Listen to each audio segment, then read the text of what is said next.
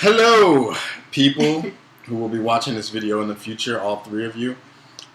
This is Pedro Silva, and Kelly. I guess she doesn't have a last name. And we are doing our first video on, I guess this is our first video on Empowerment Network. Perhaps it is. It's called Empower. Damn. Empower Network. We're new. Yeah. Is it? Empower. Oh, yeah, it Empower is. Network. Yeah. That's right. So, yeah, we're new to this, obviously. And I am new to video blogging, so it's actually a miracle that I am up here in front of this camera and out in the world now. Yeah. So. I'm actually not new to it, but I actually learned something from one of the Daves of Empower Network. He said that doing videos is harder than talking in front of 100,000 people. And he said that the reason why it's harder is because you can see yourself like we see ourselves here. And also because when you're in front of all these people, you can get feedback from them. Like you can see their faces and see them say, oh, well, you know, I'm going off a little bit. I'm not really engaging them. Whereas when you're doing video, you have none of that. So you're still trying to engage with people, and yet there's nobody there that you're conscious of that you can actually get feedback from to express yourself the way that you would were an audience there. Thus, this and hitherto forthwith, doing videos are more difficult. So I applaud Kelly for doing a video, which is actually, thank you. What's it called? Better than talking in front of 100,000 people. Yeah, but little do you know, it actually is easier for me. Oh, well, never mind. Yeah, no, You're I understand wrong, what you Dave. were saying, though, but Right. I think it's actually easier because when I get in front of a whole bunch of people and I can see their faces and they're focused on me, and then I start getting tongue-tied with what I'm saying because I'm thinking about what they're thinking, and I don't have to do that now. So Yeah, but whether this video actually makes it out into the airwaves or whatever internet wave is affected. We might edit it like 100,000 times. See, the point is, like, once you but put it out in the airwaves, I know airwaves, I can do it again. Yeah, that's true. But once you hit that send button, see, that's the thing. You can videotape yourself, but I think he's talking about videotaping yourself and actually publishing it for the world to see. Because once you hit send, it's out there. You never know who's going to see it, right, when they're going to see it, and how it's going to affect their lives. So it's like when you put it out there, it's actually, I guess, harder, according to what he said. You know? So, anyway, he's rich. Maybe he knows what he's talking about. Maybe not. But anyway, I think that for our first video, we should share our story of how we met. The only reason I say that is because it's a relatively romantic story, even though I'm not really a romantic person per se. But I think our story is pretty romantic, and I guess it speaks to, I guess, the way that we choose to live our lives. Like, basically putting ourselves out there and kind of seeing what comes back, trusting God to, I don't know, reap what we sow. So if we put out something good will come back. So with that being said, Kelly can start the romantic tale of Pedro and Kelly. Take one. I love when you just turn it over to me like that. Well, you know, and then whatever. I'm like, I wasn't ready. It doesn't matter. All right, I'll start. Okay, you start. Oh, okay. I'll just say the short story. The short story is that we were coming out of our separate relationships, and the one that I was in, the guy happened to be moving to Atlanta, where Pedro was moving to after his relationship ended. So we had a mutual friend that connected us through email because I thought I was going to end up in Atlanta with the ex-boyfriend. And she said, hey, if you go to Atlanta, maybe you should get in touch with my friend Pedro. And he's into spirituality and whatnot too, and maybe he could, you know, show you around and share some of that stuff with you. So I said, okay, yeah, that's fine. You know, I wasn't really thinking about it because I was still kind of caught up with this other guy.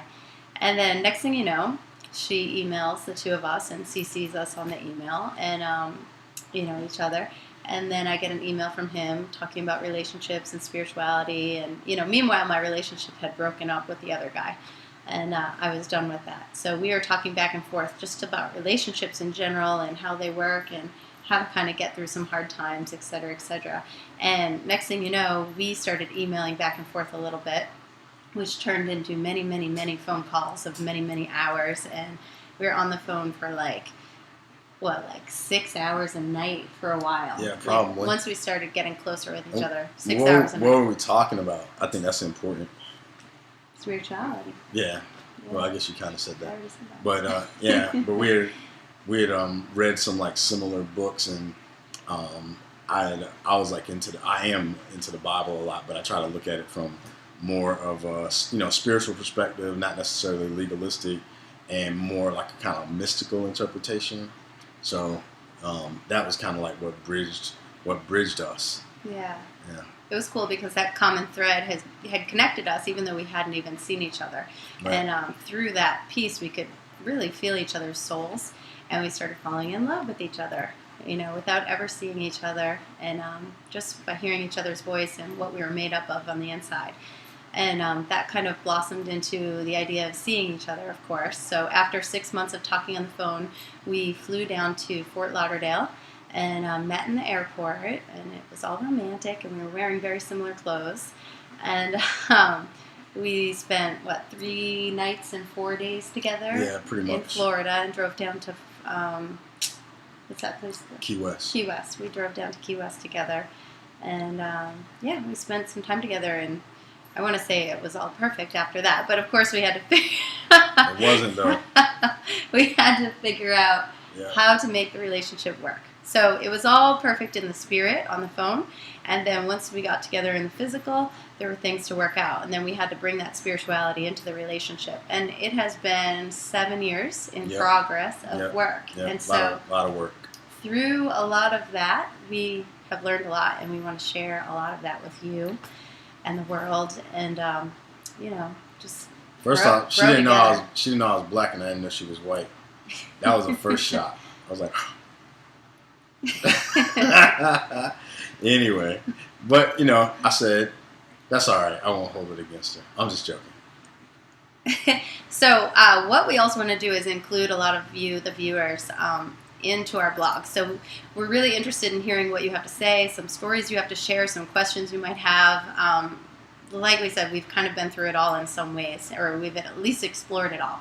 So it would be really fun for this to be an interactive blog with everybody on it, and just to get some stuff rolling, to hear some questions. So that's the introduction of us. We now have a dog and a 5-year-old, and we live in this that order cool eco village, which will be another blog, but we live in like a co-housing community, which is really fun.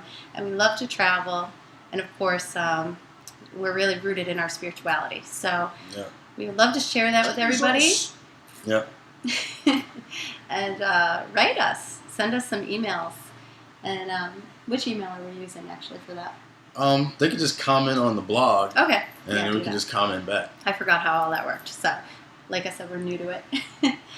But so we'll leave you with that, and I'm sure there's going to be many stories to come, as well as stuff going on in our present life that we'd love to share. So I can just see if this video makes it out there. I can just see it now when we're about to hit send, and Kelly's going to be like, stop, let's do it again. And then I'm going to say, no, just send it. It's like get it over with. Leaving voicemails. How many of you hit pound and listen to yourself and then re-erase and re-record? Yeah, I'm guilty for that. And I do that constantly. Yeah, and I guess that's a good point, because it kind of speaks to our personality. Because I'll be like, hello, this is Pedro. Why'd I call? I don't even remember. Oh yeah, blah blah blah, yakety smackety. Calista, put that down. Kelly, what you want for dinner? Oh yeah. Anyway, so blah blah blah blah blah. Whatever. I don't remember what I just said. Bye. Click. And I don't even care if the person heard it. Yeah. And well, she makes it better. So if these videos are edited, then if they're not edited and you have any kind of judgment on it, maybe being better, it's probably because I didn't get a chance to edit it. Pedro sent it without me watching it. And if you have a judgment on it, it's your problem, not mine. I'm doing the best I can. Leave me alone. All right. So we'll let them go. On that note. All right. Bye. Bye.